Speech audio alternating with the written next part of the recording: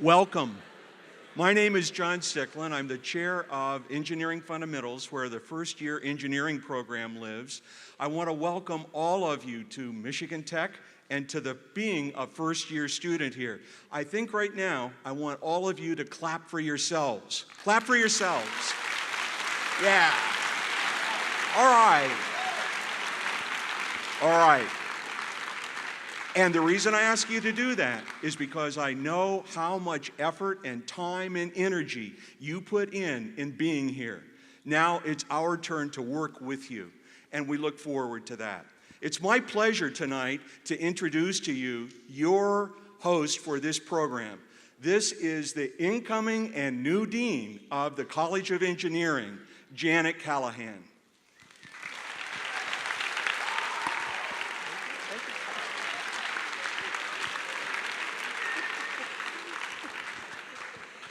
Welcome, everybody.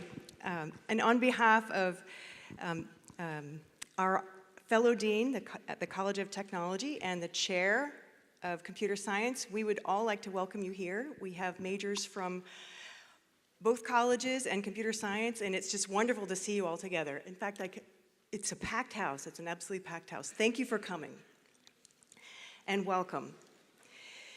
So, it's the second week of classes. Are you behind yet? Yes. I'm behind too, I am. I hope you've been enjoying this gorgeous weather. I promise it will not last. It's my first year here, and I've already bought a snowmobile. No, I mean a snowblower. I bought a snowblower.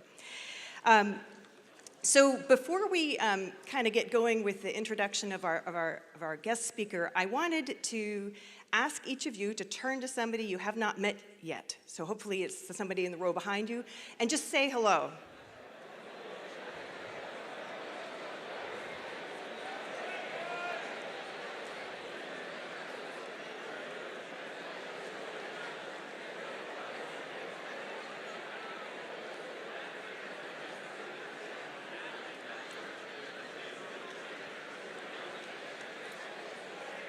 Awesome. All right. So why we're here tonight is that we have a tradition here of having a first-year lecture that helps students see how their technological training can help make a difference in the world. And so we're very glad this evening to hear from Dr. Brian Tucker. Brian is a seismologist, a MacArthur Fellow, and founder of the global nonprofit Geohazards International. Brian founded Geohazards after recognizing that buildings made from adobe, stone, or unreinforced masonry can be death traps when earthquakes strike, especially in the world's poorest countries. So he decided to do something about it, to prevent disasters before they happen. And so Geohazards International opened its doors in 1991 and began helping communities prepare using affordable civil engineering practices. All right, so now you got to fast forward 10 years when Brian was awarded the Goraka Dakshin Bahu Award for service to the people of Nepal by the King of Nepal in 2001. And that next year, Brian was named a MacArthur Fellow. And so many people refer to this particular award as the Genius Award. It's given for creative accomplishment by the John D. and Catherine T. MacArthur Foundation. So Brian received an annual check of $100,000 for 5 years to be used however he wanted. So he used that $500,000 investment to increase morale and open doors for Geohazards International. And since then, Brian has continued to work with communities in more than 30 countries around the globe. And Geohazards International has field offices in India, Nepal, Bhutan, and Haiti. Hands-on, doing, that's how we learn, and that's how we solve problems. And so tonight, Brian will share what he has learned in his hands-on work. So in addition to his work with Geohazards International, Brian is a consulting professor in the Department of Civil Engineering at Stanford University. He's a member of the editorial board of the Journal of Earthquake Engineering, as well as the board of the World Seismic Safety Initiative. Brian earned his BA from Sonoma College and then his PhD from the Scripps Institution of Oceanography at the University of California, San Diego. He also earned an MA in public policy from Harvard University. Brian, we are honored to have you here at Michigan Tech. Thank you for being here with us tonight. Thank you. Thank you.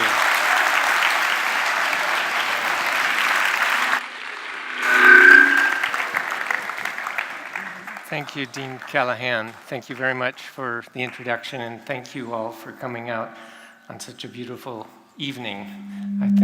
I think that when I was your age, I would have preferred to be out on the water or on the beach.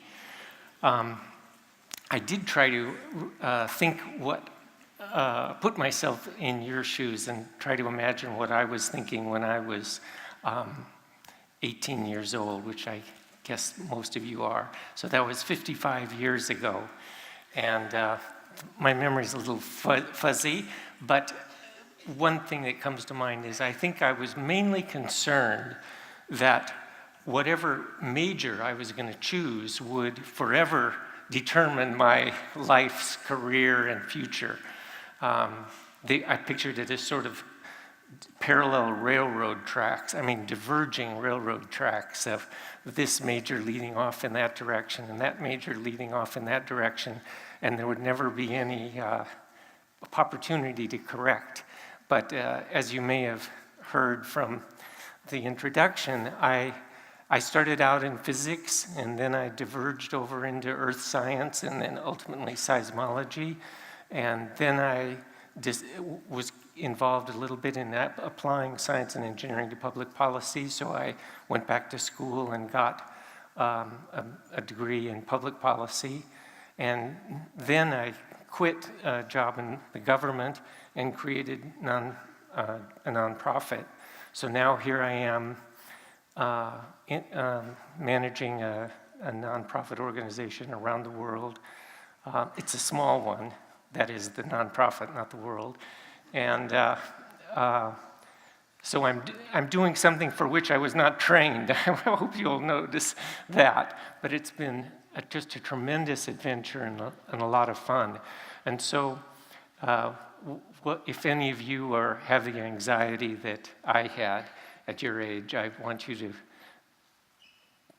get peaceful about this and just look out for great teachers, great fellow students, because they'll be with you, and also to look for things, events, or opportunities that really motivate you, really puzzle you, or really anger you, annoy you, and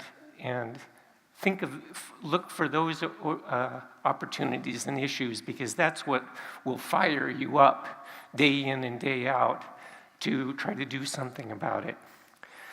Such an event occurred to me in 1988, when in December of 1988, there was the Armenian earthquake. And I was in California at the time. And this picture sort of captured that expression that the living envy the dead. These poor people were the survivors of that earthquake. And you can see not only were they suffering from missing their relatives and friends, but there was hardly a place to sit down. Where would they eat? Where would they sleep? And it is just wrenching to an earth scientist who is trying to do something about earthquakes. But what happened the next year was even more wrenching, and that is that in December of 1989, almost exactly 1 year later, an equal-sized earthquake occurred in the San Francisco Bay Area. And so both earthquakes were about magnitude 7. The population that was affected by both earthquakes, by each earthquake, was about 4 million people. But in the case of Armenia, approximately 40,000 people died. There's no good tally of how many people died. Whereas in California, 62 people died. Same earthquake, same size population, same magnitude population. So this just crystallized to me the huge need. At that time, I was in charge of Geohazards programs for the state of California, and I thought that what we really should do is create a nonprofit organization that somehow tries to export the science and civil engineering, structural engineering, and public policies that we had developed in California, Japan, New Zealand, and try to apply them in developing countries. You may think that this is a peculiar example, this Armenia and California, but in fact, it's absolutely representative. Here's a map of the world that colors countries according to the relative earthquake lethality. So that is, in the green countries, if you are near an earthquake, the fewer people are killed in the green countries when they are near an earthquake that is equal size to an earthquake that is in the red or orange countries. So that wasn't very well stated. But if you are, for example, are in California and you're 10 miles away from a magnitude 7, the number of people who will die per 1,000 in the population is 100 times less than for most of the world that has earthquakes. So India, Nepal, Iran, Turkey, Indonesia. Now, what is the reason for this huge disparity? And which is, by the way, growing, which I'll get to. There are two things that cause death, a large number of deaths. One is a large number of people subjected to the shaking, and the other is the quality of the buildings in which they are living. So turning to the population, it turns out that here are plots of the population of the world's largest earthquake-prone countries. The red line, or let's start with the blue. Blue line is developed or wealthy countries. And over the last 70 years, the population of cities in wealthy countries that are prone to earthquakes, so think New Zealand, Japan, the US, has approximately doubled. Over that same period of time, the population of cities in poor countries that are earthquake prone has increased by about 10. So think of Istanbul, New Delhi, Karachi, and those countries. So not only is it greater, but it is the population, the number of people affected in developing countries who are shaken by earthquakes is greater, but they are zooming up, increasing far more rapidly than the population in Japan and the US. So the other factor, of course, is the quality of the construction in which these people are found. And you will see from these pictures the quality of some buildings I've taken from around the world. This happens to be in India. This happens to be in Haiti. So not only are they sometimes poorly constructed, but they are crowded together. Sometimes they are located on landslide-prone steep hills, and sometimes they are all together. You can find some really terrible construction here. All these buildings are on a very, very steep slope, and of course they're all crowded together. So that if this is in Aizawl, India, it's in the extreme northeast corner of the country, and we have an employee living there, and she regularly sends us pictures of the landslides in action, where if a building at the top of the hill fails, it runs into buildings below it. So to try to put numbers to these photos, please look at this table, which is, I admit, a little bit complicated, but we'll get through it. So here we have 3 columns.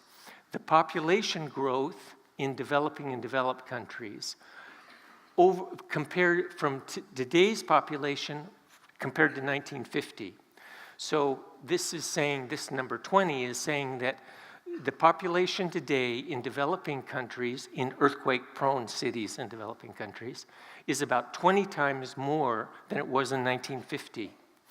In Japan and the US, the population growth has only been a factor of 2 over that same period. Now, the quality of the buildings over that 70-year period, in the developing world, the vulnerability or the weakness has increased by more than 10, more than a factor of 10. And at the same time, in Japan and California, our building codes have been improved and they are enforced. And so our vulnerability has decreased by a factor of 10, meaning that overall there's a great increase in vulnerability of more than 100 in developing countries compared to developed countries. And we have the term risk, which in our field is basically a combination of the number of people who are subjected to a hazard and the risk and the quality of the construction. So the likelihood that amount of shaking will cause death or injury. And risk is the combination of those two things. So if you sum up all of this stuff, over these last 70 years, the risk in developing countries has increased by about a factor of 1,000 compared to what the risk has been in California. So this was the real motivation for us to try to do something. Just what we were going to do, I wasn't clear about 27 years ago, but I knew I wanted to start trying. So we created Geohazards International, whose mission is to end preventable death and suffering from natural disasters. We try not to be concerned only with earthquakes in the world's most vulnerable communities, and we work through prevention and mitigation. That is to say that we don't do response, recovery, and reconstruction. 96% of the amount of money that the world spends on natural disasters is spent on response, recovery, and reconstruction. That's where the politicians get out and get photographs and where people get credit for it. The preventative side of things, which is where you get your bigger bang for your buck, gets only about 4% of the world's investment. And that's where we're focused. So over these years, we've worked in more than 40 communities around the world in more than 20 countries. So I want to give you a snapshot of 3 examples of the kinds of work we do that involve, one involves structural engineering, one specializes in or focuses on earth science, and the other is actually, I would say, mechanical engineering. So maybe we have something for everyone here. The first is school earthquake safety in Kathmandu, Nepal. Nepal is a beautiful city nestled at the base of the Himalayas, and it's located on a sediment-filled valley, like actually Los Angeles or Caracas or Mexico City. These are old former lake beds, and the soil is very dry and very friable, as they say, loose.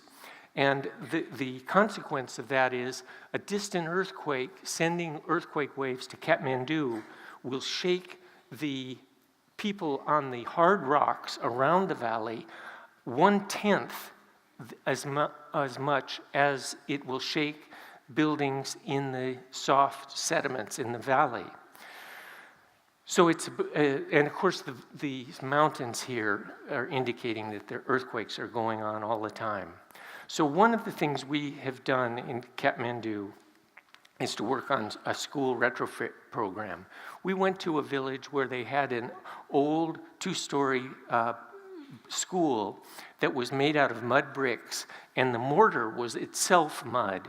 There was no concrete or cement, and there was no steel in the bricks. And what we did was we brought a famous structural engineer from India up and taught our friends in Kathmandu, our structural engineering friends in Kathmandu, how to retrofit or strengthen such a building. And then this is one man who did it, came out to the village and taught the masons who lived in that village and who built the school. And together they essentially disassembled the schools or portions of it, wrapped it in wire mesh and then put gunite over it, put bolts through the walls to tie the walls together and to tie the walls to the floors and the ceiling, and then painted the whole thing together and made it look nice. On the day of the inauguration, we had the Minister of Education come out and inaugurate it. There were speeches and flowers, and all of the kids got a day out of school to observe what was the whole ceremony. And the most popular part of the ceremony was when we tried to demonstrate what had been accomplished.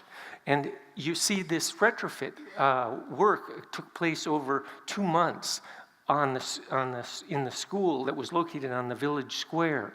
So in that course of that time, everybody in the village passed through multiple times, passed by and asked, what are you doing? What's an earthquake? Wait a minute, do earthquakes return? Is there anything you can do about it? Why does drilling a hole in a wall make it stronger? It was a 2-month course conducted outdoors on what earthquake hazard and risk reduction is. And we then constructed 2 models of the school, scale models of the school. One was as it had been, and the other was incorporated retrofitting, strengthening elements. These blue lines are meant to indicate to you where the concrete was poured and where it was strengthened. And then the 2 models were put on this shake table. The top portion was attached to the bottom by leaf springs, so it could flop back and forth. And it was this man then started shaking the table, pushing it. It was low tech. And maybe you can see the cracks started occurring. The kids are totally fascinated by that.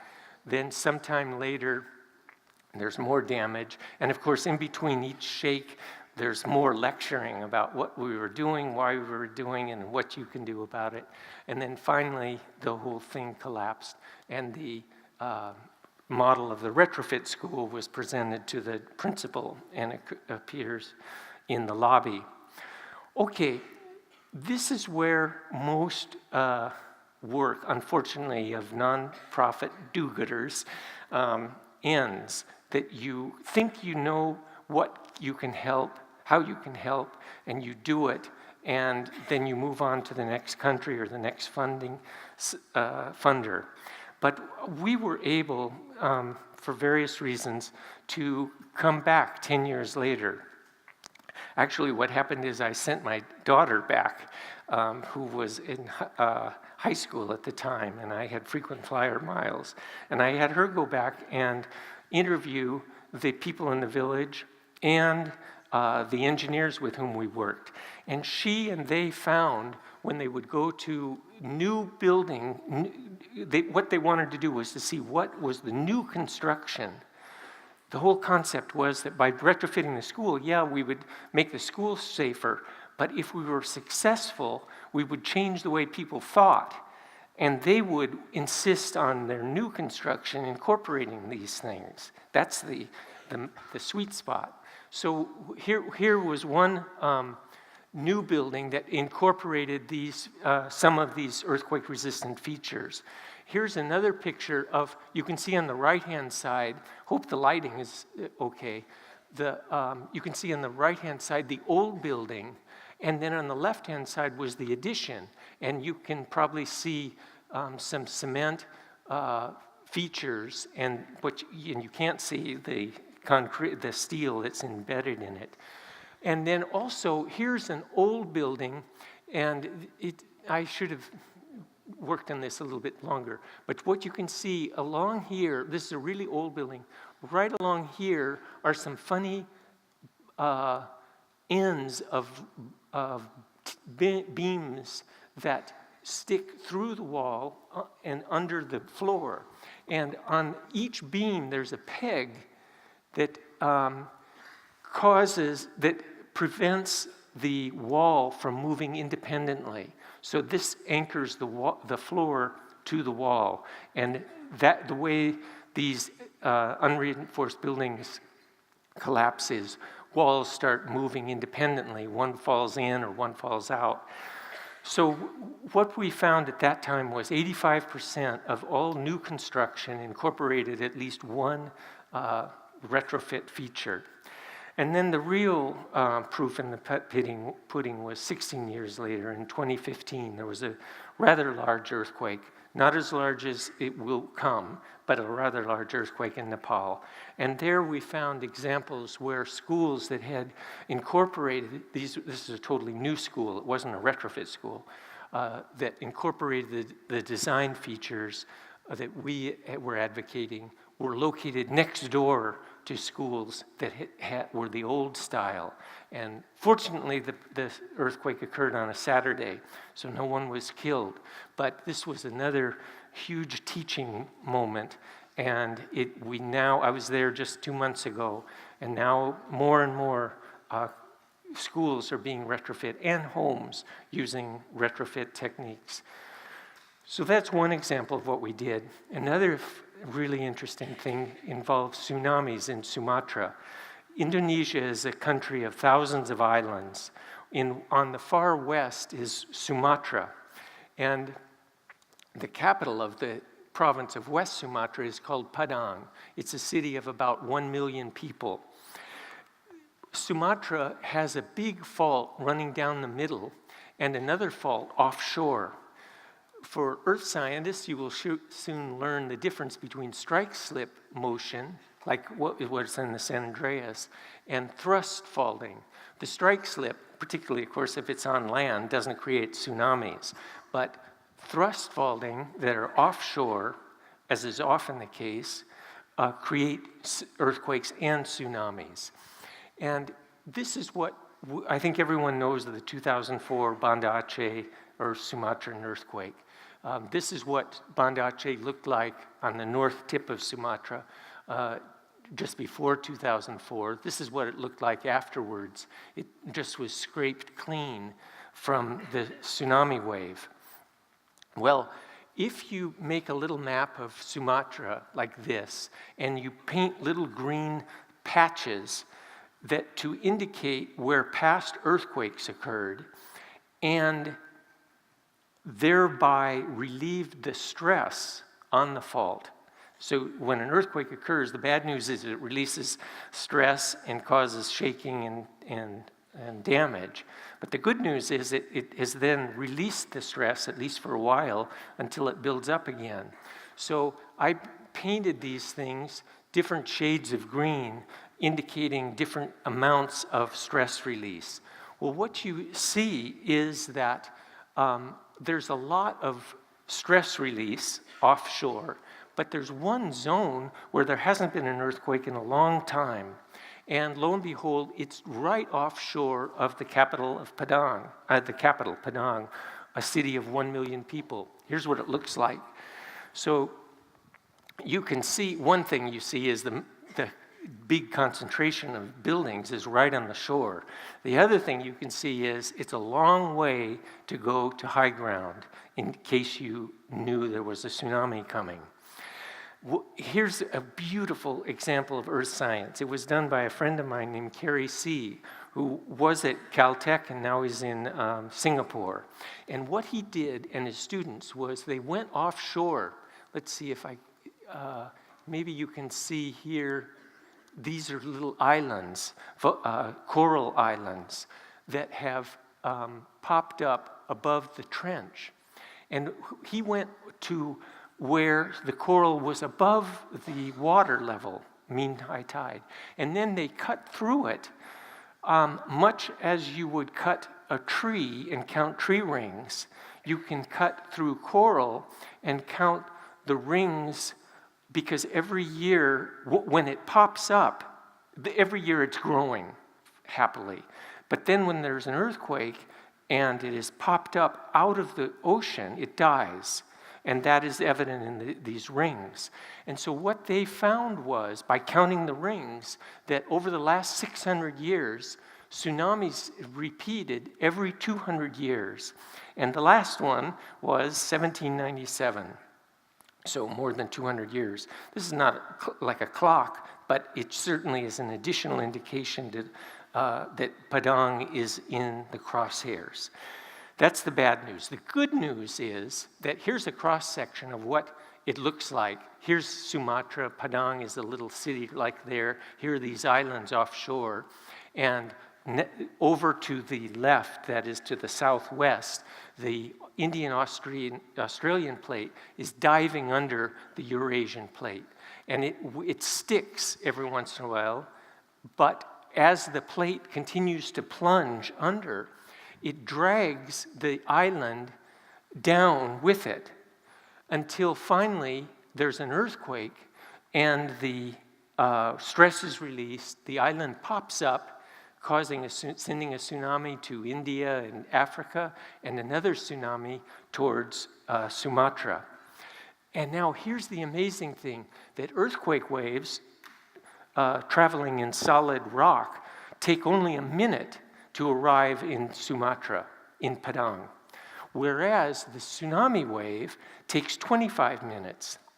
And when you have a magnitude 8 earthquake occurring a couple of hundred kilometers offshore, the shaking is so strong that it's difficult to stand.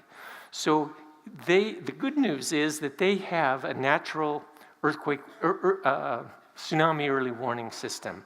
If they find that they can't stand up for a minute, there's a good chance that a tsunami is on its way. Bad news is that what can you do about it?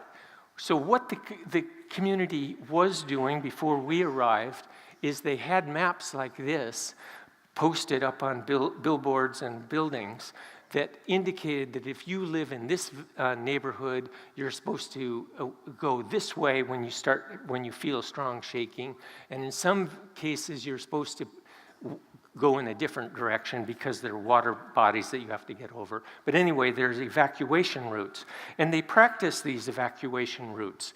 This one was one of the first ones they did. You can see from the date, it's 12/26, so December 26, 2005. It was on the year anniversary of the great Banda Aceh earthquake.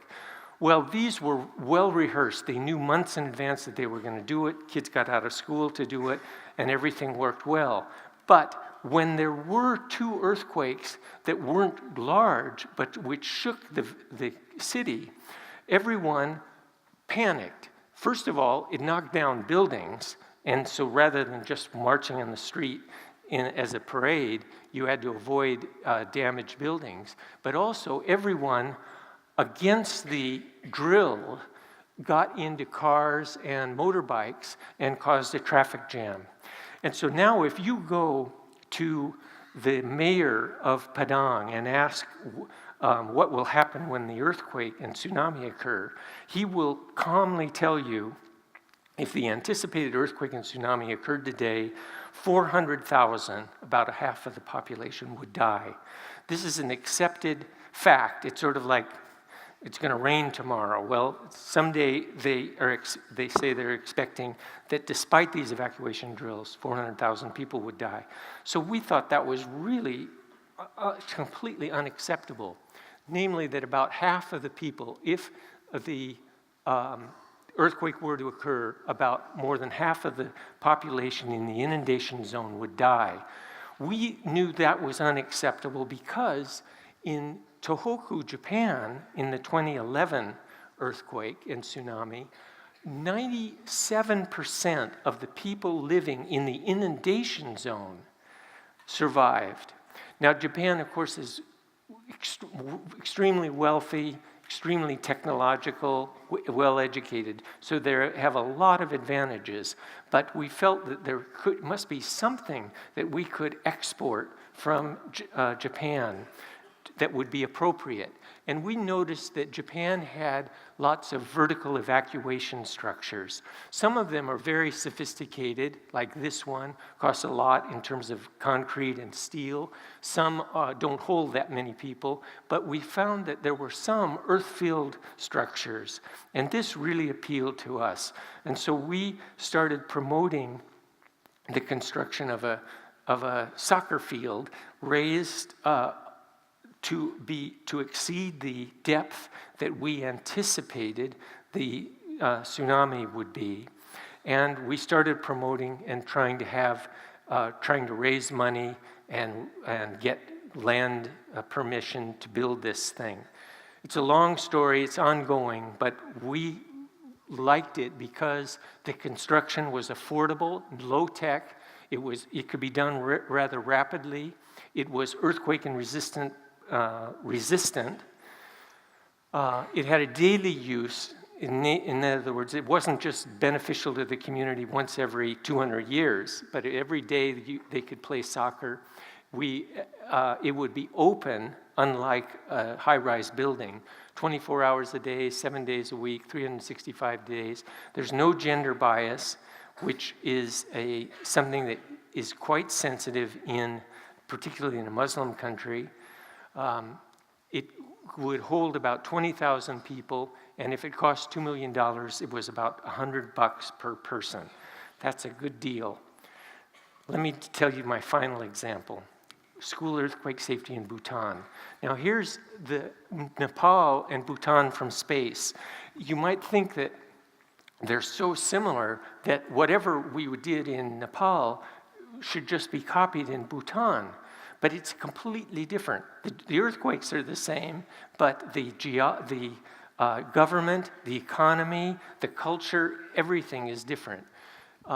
Here shows where the great Himalayan earthquakes occurred.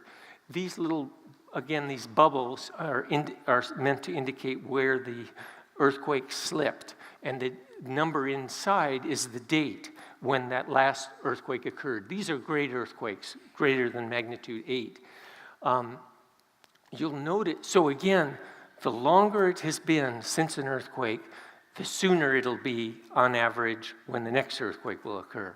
So you'll see that in Bhutan, the last really great earthquake was 1,100 years ago. So we really wanted to do something there. Here's a map. The details aren't too important for you, but you can just understand that this map superimposes the location of Bhutan schools and the anticipated strength of shaking of future earthquakes. The units happen to be in peak ground acceleration in fractions of a G. The red zone is greater than 1 G. That means rocks will fly off the ground when that earthquake occurs. And all the dots are schools. So, big hazard. Next, what do we have to say about the quality of structures? Here is a picture of a typical Bhutanese school. Bad. If we simply were to recommend to the government to replace and retrofit most of the vulnerable schools, the cost we estimate would be $40 million. It's ridiculous to just go and say you're in big trouble and for $40 million to a developing country, you can solve it. That's not getting you anywhere.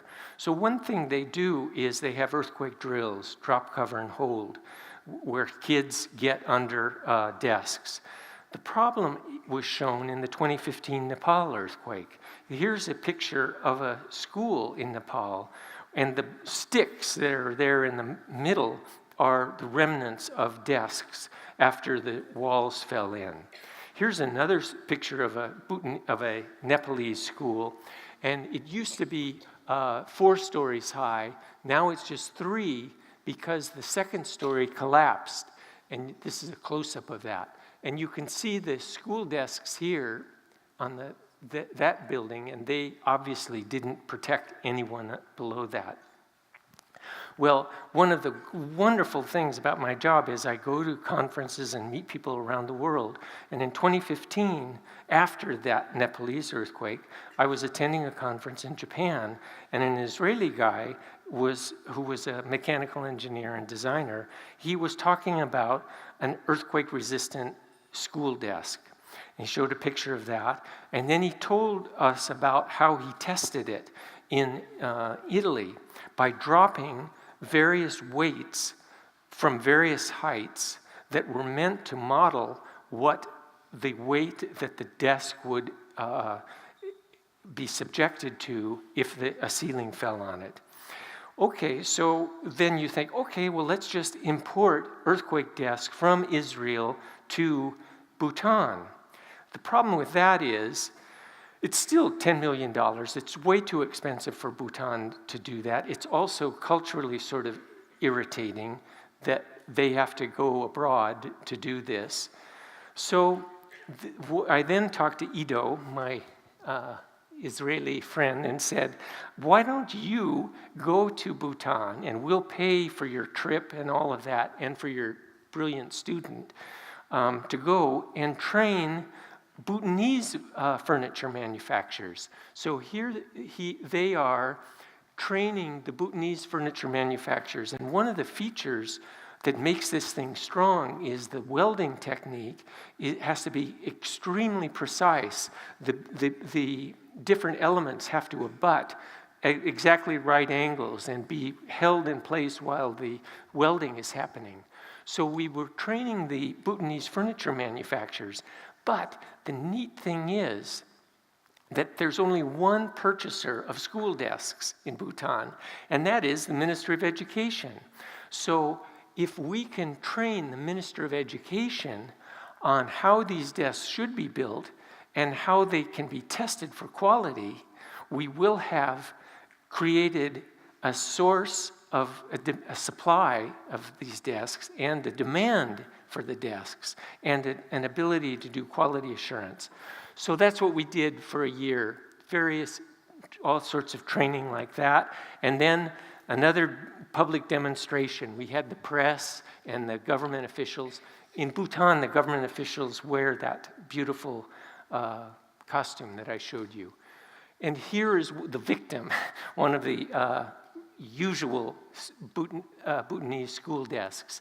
And perched above it is a weight that, again, is meant to mimic the weight that a collapsing school ceiling would have on it.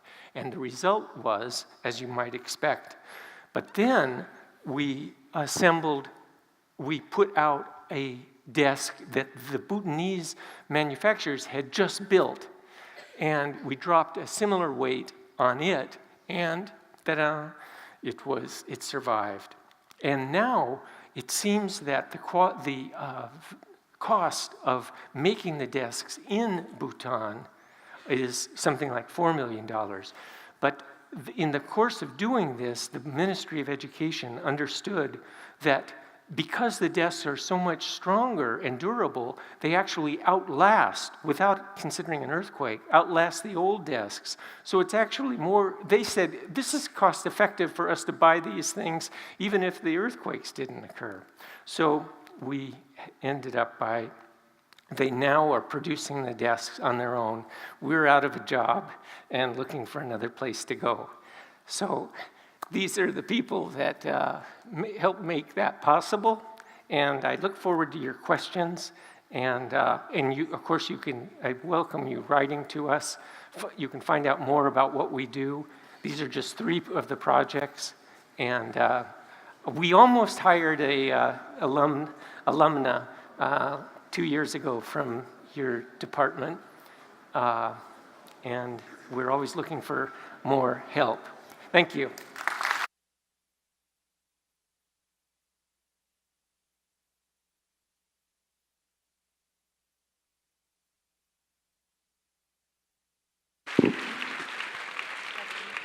Testing. Thank you so much. That was really spectacular, Thank you. inspirational. So at this point, what we'd like to do is open it up for questions from the floor. So I'm going to ask you, just like you do in class, well, I've heard in engineering fundamentals you do this in class, please stand up, just say your name, and then ask the question. That'll be great. So, Here's one right in all right. front.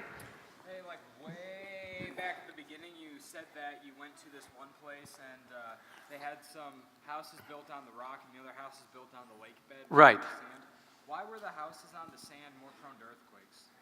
Okay, so I don't know if you all heard that. The question was, at the beginning of my talk, I talked about how the strength of shaking on the hard rock surrounding a valley can be 10 times greater than the amount of shaking in the valley. And I think you asked, why did they build them? Oh, you thought the build? No, this is independent of quality of construction. If you just put 2 seismometers, one in the middle of a valley and one on the hard rock beside it, just on the ground, there will be a huge difference in this amount of shaking.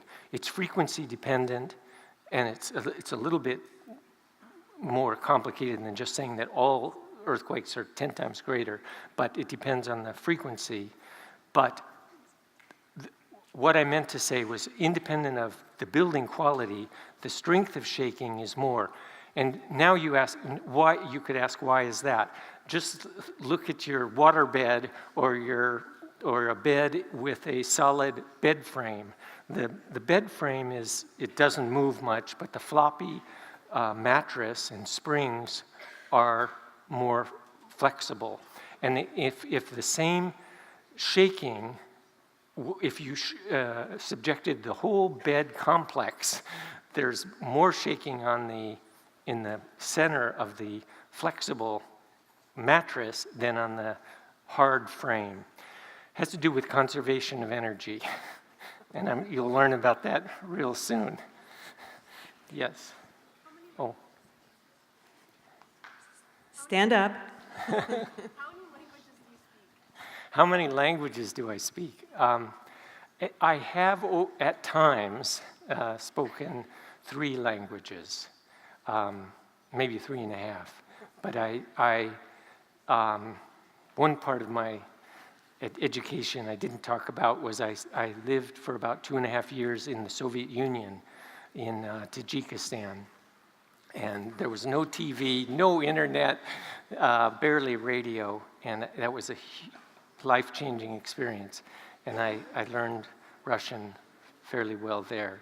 But we have people on our staff who speak Nepali, Urdu, Spanish, French, and that's absolutely critical part of it. All right there. I can see the people close to us. We're going to go further back for the next question. How do you quantify the strength of buildings? Like, what do you use on your statistics? Yeah, so the question was, how do we quantify the strength of buildings? That, too, is just a terrific question.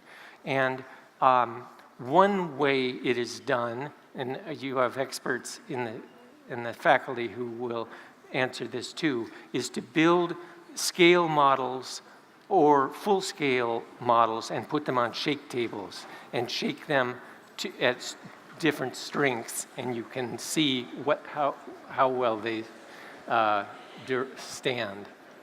So I can see a class must be starting because I can see a lot of people starting. So what we're going to do now is we're going to, first we're going to thank our speaker. So if we could all give our speaker a round of applause.